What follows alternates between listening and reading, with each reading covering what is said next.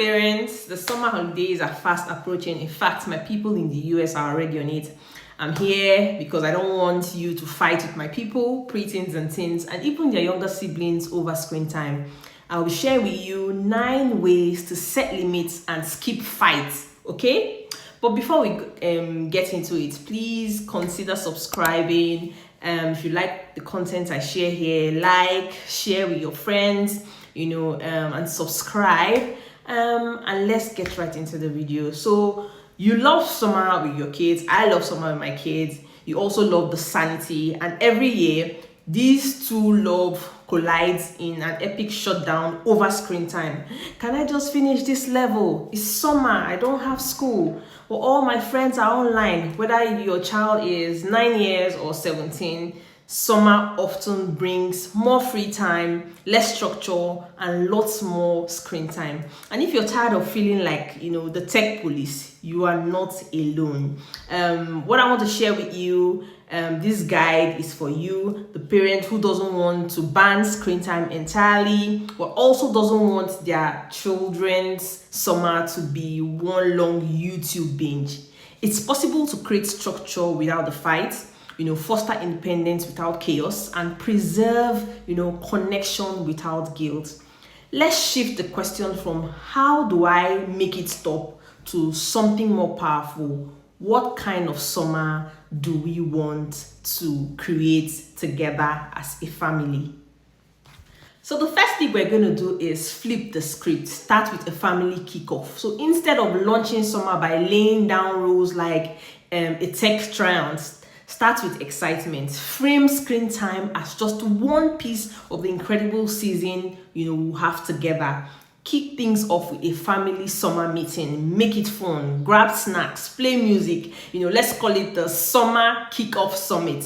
Gather around a big sheet of paper or whiteboard, and then begin to ask your children what makes summer amazing. Let each family member share their must-dos, wild ideas, small joys. Maybe it's hiking, maybe it's baking through a cookbook, maybe it's doing a movie marathon Monday, maybe it's grazing the backyard, maybe it's trying new foods in around your local shop. As these ideas fly, create a visual summer bucket list. This is ideal for much younger children. I did it when my children were younger. If I have it, I'll put it here, and hang it somewhere where everyone can see. This becomes, your shared roadmap, and it doubles as a natural screen time balancer. You're not taking devices away. You're not adding, meaningful and memory making to the mix. When kids help shape the summer vision, they are far more likely to get on board with screen boundaries that support it. Number 2, ditch guilt. Design what works for your family. Ignore the perfect family online who appears to spend summer, churning butter, and on holidays all the time. Real families have work schedules, competing needs, and sometimes need a moment of peace. There is no universal correct amount of screen time. What matters more is sleep, physical movement, face-to-face social connection, family, rhymes and rituals. If those pillars are present, you're probably doing better than you think. Decide what's realistic for you, not what looks good online. So a screen-free morning, a tech-free dinner table, 2 hours a day of video game after chores. Great. You're designing a plan that honors both boundaries, and your bandwidth. Do you understand? Number 3 is name the trade-offs without the blame.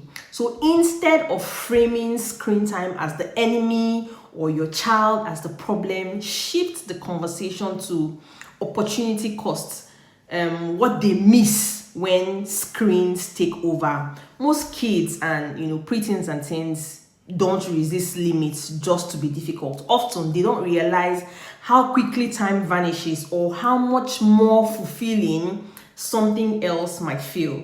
listen to that again. It's important to ask them to notice how they feel after long periods online. Are they energized? Are they drained? Are they bored? Are they inspired? This isn't about banning fun. It's about balancing it with real life moments that stick. So try asking questions or try saying things like, you don't have to give up gaming. I want to make sure you have time for other things you care about too. You can also say, let's notice how we feel after we've been online for a while. Does it energize us? Does it drain us? Does it calm us down? Is it boring? And then you can also say, lastly, I want this summer to be full of stuffs or things that make you feel strong, that make you feel creative, that make you feel connected. Screens can be part of that, but not all of that.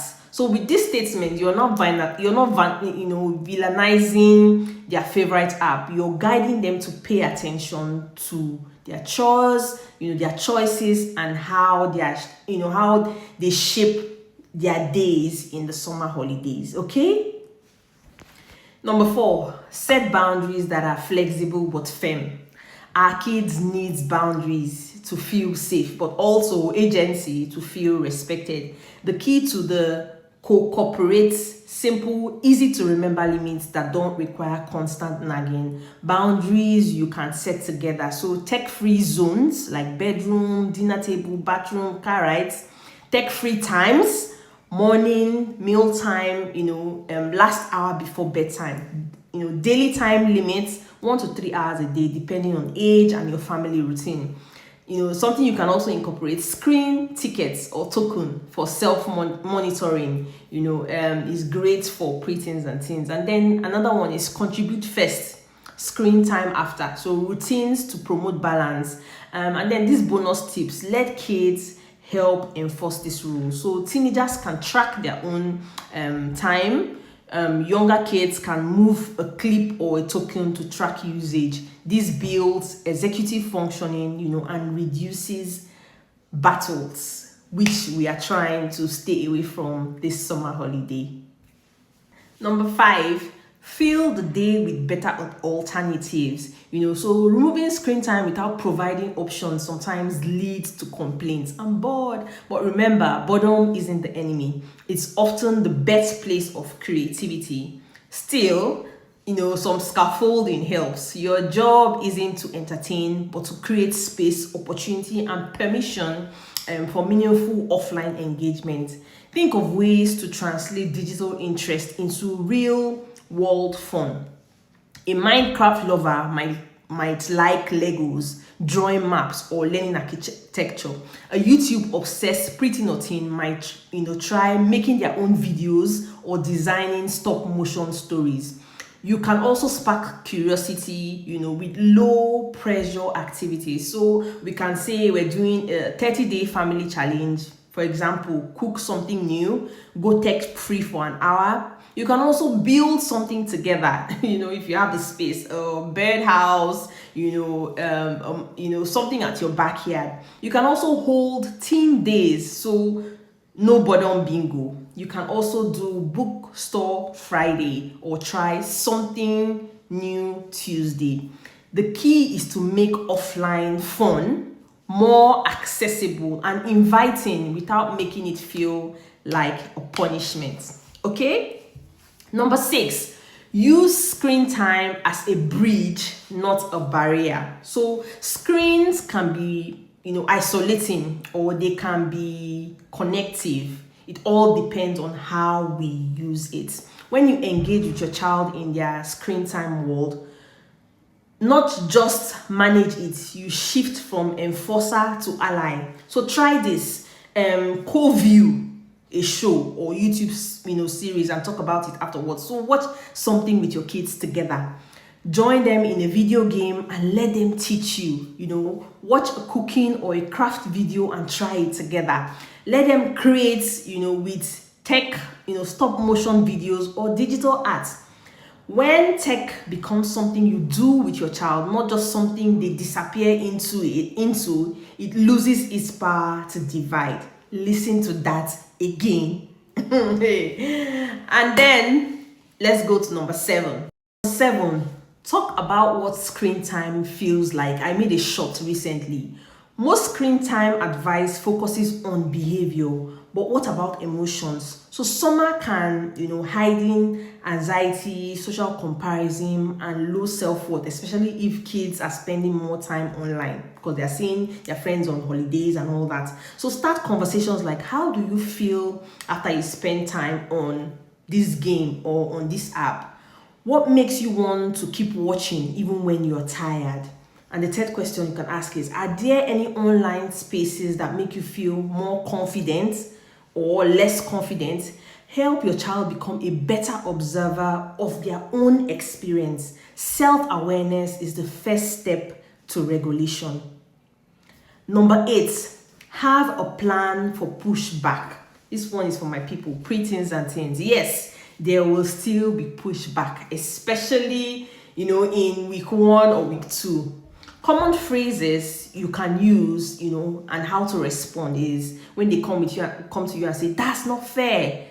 And then you respond and say, let's talk about what feels fair and why this boundary matters to both of us. That's caring control. Another thing is, I want you to have fun and freedom, and I also want your brain and your body to feel good. Let's find the balance. And then something else they'll say is, but all my friends are online. You can say, that makes sense. Let's find time when you can be online and then a time to recharge offline. You don't need to win every argument, parents. You just need to hold steady enough to help your child adjust. And then number 9, the final one, embrace imperfection and take breaks without guilt.